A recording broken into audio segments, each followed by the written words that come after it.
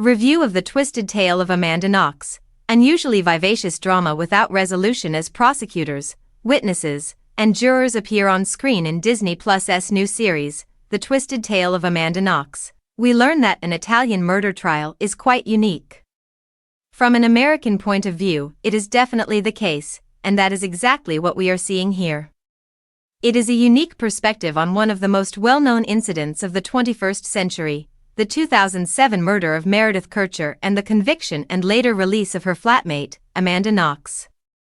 It is a mix of travelogue, Bildungsroman, and courtroom drama. An adventurous young lady from Seattle named Amanda Marie Knox, played by Grace Van Patten, is full of life. Assigned for an Italian exchange program, begs her to Viennica. Come on over here. She then takes out for a study abroad program in Perugia.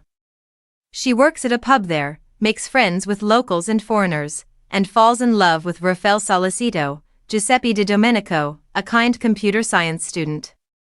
When one of her roommates, British student Meredith Kercher, played by Rianne Barreto, is discovered dead in their shared apartment, this Italian paradise is upended. Distressed by her friend's death, Knox soon becomes the main suspect in the inquiry and the target of a vicious media campaign that makes her famous as Foxy Knoxy. According to Knox's narrator, the distorted narrative of Amanda Knox is an opportunity to rectify her often mistold and madly twisted tale.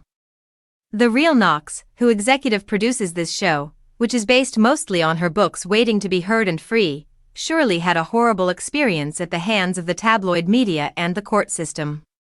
However, there has always been conflict there. In the end, she has a prosperous profession and a joyful marriage, whereas Kercher, the victim, is often downplayed in retellings of this tale. Stephanie Kercher, her sister, has said that she finds it hard to understand why Disney Plus is adapting this subject again. The murder has already been used as the basis for 2 films, both of which heavily center on Knox, Tom McCarthy's Stillwater and Michael Winterbottom's The Face of an Angel. Additionally, a significant documentary on the case was made available on Netflix in 2016. It was just named Amanda Knox.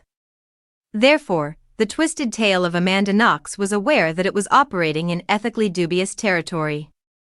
Prior to its premiere, the series changed its relatively twee title from its original plan to Blue Moon.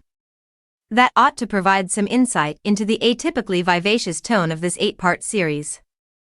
I set out on my romantic Italian adventure, full of hope, curiosity, and the naivete of youth, Knox tells viewers, as if preparing for an Amanda episode in Perugia. These voiceovers are used often in the series to explain Amanda's eccentricities, such as her spontaneous gymnastics performance at the police station or her wearing a t-shirt to court with the words, "All you need is love." The program's silly, self-assured protagonist is reflected in its visual embellishments, such as a jury juggling computer-generated ears to represent their exposure to inadmissible information. Thanks to schlocky tastemaker Ryan Murphy, creator of the American Horror Story anthology series, the series also has a tone that is significantly different from the gloomy BBC procedurals we're used to in Britain. Above all, the artistic choices strangely harken back to Only Murders in the Building, another Disney program. Given that the topic at hand is completely dark, this is a daring decision. The series dramatizes events that have always been unclear, unabashedly taking Knox's side. She is a producer, after all, along with Monica Lewinsky, another woman who endured excruciating media intrusion.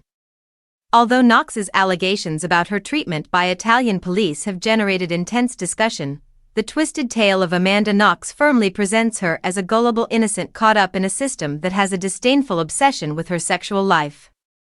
The most contentious part of the investigation, Knox's confession and her implication of her Congolese employer, Patrick Lumumba, Suleiman Saya Ndiaye, is devoid of its delicate racial overtones because to this empathetic portrayal. She says, if no one believes in truth, does it really exist? Perhaps a more urgent concern, however, is whether truth exists at all if it has diverse meanings for different individuals.